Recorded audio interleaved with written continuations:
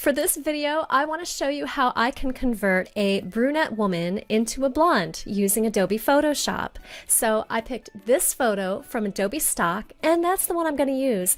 So let's see how I can do with this. Changing hair color from brunette to blonde, it's not an easy task because the darker values in photos, they tend to bleed together. So when the hair is changed from dark to blonde, it tends to look flat and really fake. So wish me luck.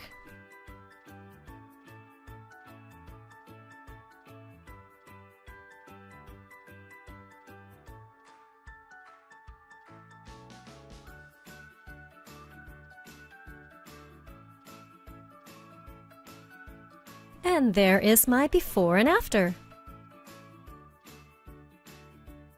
Well, I'm pretty happy with that. And I hope you enjoyed watching this video as much as I enjoyed creating it. So would you please like it and subscribe? And if there's anything that you want to see me try to do, I always love a new challenge, so send it my way. Thanks so much and have a great day. See you next time.